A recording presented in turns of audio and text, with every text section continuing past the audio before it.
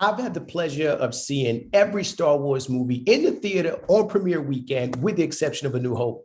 I was like not born yet. But I have to say that I'm a bit of a fanatic when it comes to this franchise. And Disney has really not impressed me with what they've done with the sequel trilogies. So I'm kind of walking in Kenobi with a huge amount of skepticism and just hoping that they get it right. Now, don't get me wrong. I love The Mandalorian and I'm on the fence with Boba Fett, but The Mandalorian is a fantastic show. So with Kenobi, though, you have to keep in mind that Vader and Obi-Wan are two of the most important characters in the universe. So if you're going to cover this very, very critical time within their story, you can't drop the ball. You really cannot drop the ball. But after watching the first two episodes, it's insane how good this show is. Let's get back to our favorite galaxy from far, far away. Let's go. Take my hand, yeah, take my hand.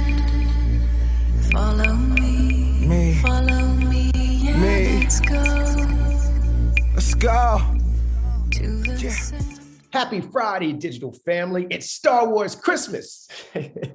The moment we've been waiting for is finally here. The moment most of us big fans have been waiting for is here. The Obi-Wan series has finally made its debut on Disney Plus, and I am more than here for it right now. We got to talk about all the things we saw and what we expect going forward. But before we jump in, please make sure you subscribe, like, and share so we can continue to grow the community. All my new subscribers, welcome. I appreciate you. To my existing digital family, fist pounds and tight hugs for holding me down. I appreciate you. Okay, now as I mentioned in my intro, Obi-Wan and Vader are at the center of the Star Wars universe. Everything revolves around their dynamics. So it's very important that Disney writers find a way to tell a very good story, to keep us entertained, and to respect the lore that's already there. Not an easy task, we understand that, but based upon the first two episodes, they're off to a pretty good start. The Star Wars Expanded Universe and the various books that have been written have covered a lot of Obi-Wan's time in the desert after Revenge of the Sith and with the Great Jedi Purge had happened. But we never really got the chance to see it play out on the big screen until now. And I'm so excited. I'm a Star Wars head. Anyway, I have often wondered about Obi-Wan's mind state during his isolation time on Tatooine, like how he made that transition from being a master Jedi and a respected war general to living kind of hand to mouth in the desert while being hunted by the Empire and Jedi killers. We also get a chance in this episode to see the other side of the coin in terms of Anakin's first, 10 years or so having to operate within the suit, which outside of the book has never been shown. But if you have read some of the books, it's some amazing content that you definitely should look into because it really gives you kind of an idea of where Anakin's head was as he kind of transitioned into Vader and beyond. But anyway, we do start in terms of this episode with the first episode of it, with some flashbacks to the Jedi Purge, which I was all here for, and I hope we get more of that as it goes along. But they do show the attack on the Jedi Temple, and it's pretty intense, but the setup is done perfectly. Like we get introduced to a totally different set of characters, and they really introduce Obi-Wan in general as just a different person that we have seen and known. Like he's very paranoid, war-weary kind of guy that's doing his best to stay hidden and suppress his abilities from the Jedi killers who've been looking for him. So he lives kind of a normal life of a citizen on Tatooine, while still moonlighting as a protector for young Luke Skywalker. We're going to get into that a little bit more.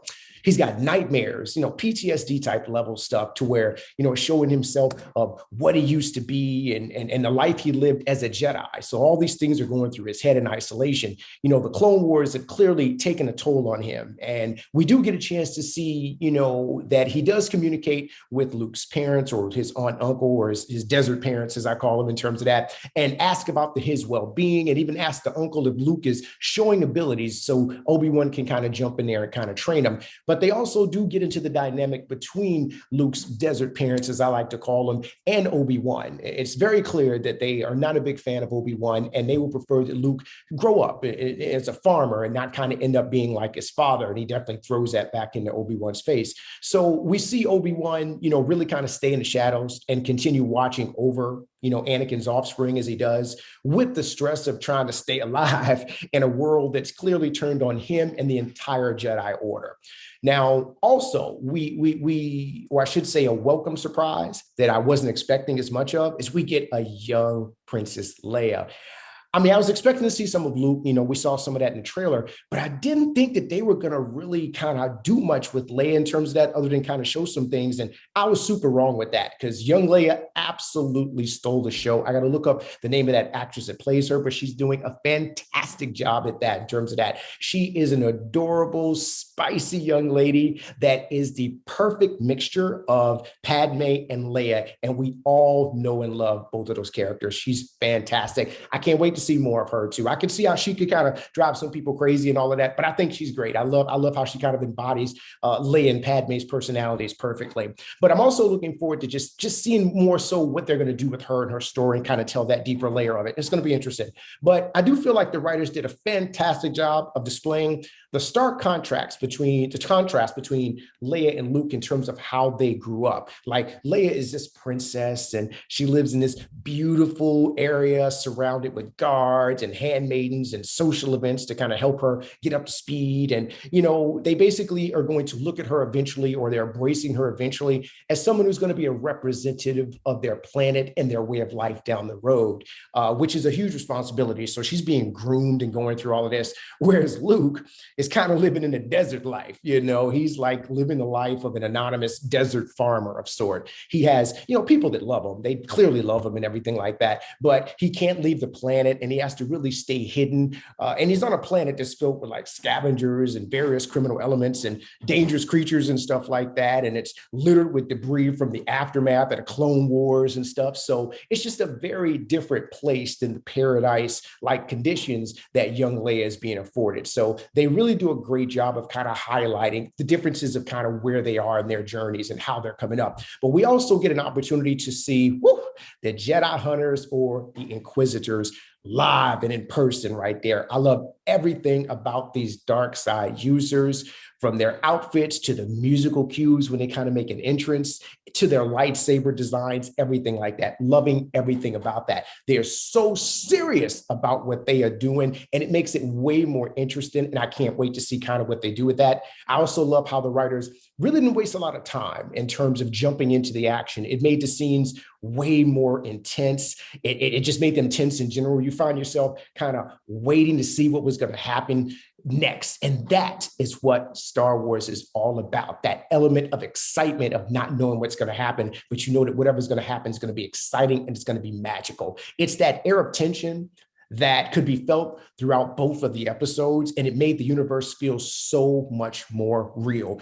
Ewan McGregor did an amazing job, and you can really feel Obi-Wan's desperation and fear as he goes about his day. He did a great job of portraying that. But the scene that really, to me, captures everything that Star Wars is all about, and I'm glad that director, I think it's Deborah Chow, she brilliantly executed on it when one of the Inquisitors was hunting Obi-Wan and was real close to capturing him.